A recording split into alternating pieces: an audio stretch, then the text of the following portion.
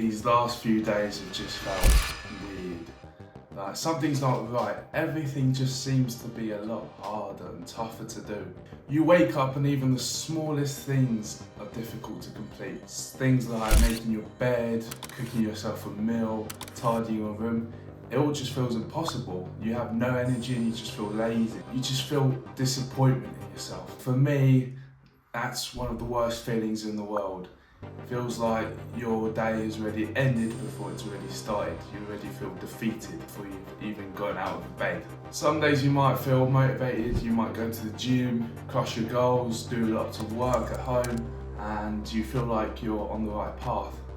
But then you get those other days where it just all goes to it just feels like your day's falling apart. Now, does that sound familiar to you? Now, the first thing I want to talk about is what makes you relapse. Because we've all been in that cycle of motivation, action, and then falling back into those old habits of yours. But here's the thing, understanding the why is the first step of breaking free.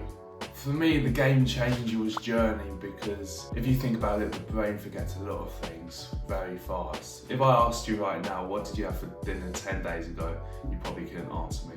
So I know journaling can be a little bit of a hassle, but what I started writing down after every day was 5 questions. And the questions are, what went right, what went wrong, why you think it went wrong, how much I got done, how I felt at the end of the day. And I'd answer those questions daily. After a while, some patterns would emerge. And for me, 3 things stood out on my bad days, which were not getting enough sleep from the day before, waking after 10 AM and just staying at home all day. Not sleeping well, I couldn't function at all. Waking after 10 AM just felt like I ruined my day already. Waking up late, I felt like the day was already over before it even began. And staying home, total distraction. I'd have my TV here, I'd have my bed there, I'd be laying on my bed watching TikTok, YouTube, Instagram for hours on end, and not get anything done. Now, journaling showed me that problem, and after I found out those problems, I could start writing solutions and start fixing those problems. All these solutions I'm going to talk to you about now are top priority for me. I make them non-negotiable every single day. For starters, I put on my sleep schedule that I'm going to go to bed at 9:30, because usually I have got to wake up at 5:30 to go to work and get my full 7 to 8 hours sleep. It just ensures that I'm well rested and fully recovered. On my days off, I make sure to wake up before 10 o'clock, and the reason why is because that small decision can either make or break my day. So just waking up early feels like a win. It sets a tone for everything else throughout my day. Just starting with that small win makes everything fall into place. Another big shift was just working outside of home, because I just feel super distracted here. So what I do is I get my laptop, I go to the nearest local coffee shop and just have a coffee, grab my computer, write down the scripts, do some work, and it just makes it feel a lot more better and easier to work because I'm not so distracted. It's a really simple change, but it's made a lot of difference. The second thing I want to talk about is removing those distractions, because these distractions are rotting your brain away. Things like TikTok, Instagram, YouTube, or even video games, the productivity killers. For me, TikTok was the worst. I just grab my phone after 10 o'clock in the morning, go on TikTok and just watch it for hours on end without doing anything productive.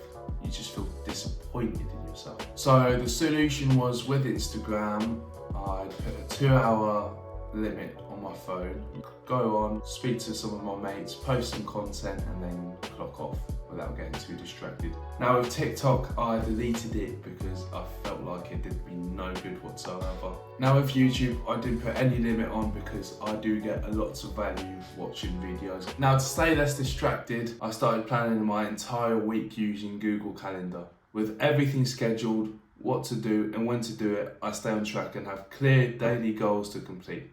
If I completed the task at the right time, I'd mark it green, and if I failed to do a task, I'd make it red. It's important to set small, manageable goals throughout your week. I have 2 weekly goals, which is go to the gym 5 times a week and post 1 long form YouTube video. If I don't have the time or energy for my main goals, I'll either post 2 short form videos instead of 1 long form video, or swap those gym sessions for a 30-minute run. Having those backup plans makes me feel like I'm still moving forward, even when things aren't ideal. It's honestly all about staying flexible and keep making progress towards that goal. Most importantly, keeping that momentum up. You honestly need to think about this. No change equals no change. It's simple but powerful. If you keep doing things that you've already done, the results will be exactly the same, and you'll keep getting those same results. The time where I've been the most happiest was when I was the most disciplined. Even though it doesn't feel like it in the moment, it honestly is, because it wasn't about having everything perfect or being motivated every day. Every morning I'd wake up with a sense of purpose. I'd check things off my list, hit the gym, focus on my work. The more disciplined I was, the happier I was. It was like this cycle of momentum that just kept building, because I knew that I was putting in the work and I was reaching those goals. When you stay disciplined, you're not just achieving those goals, you're proving to yourself day by day that you can, and for me, that is one of the best feelings in the world. So what small changes can you do today to set you on that path? Because remember, no change equals no change.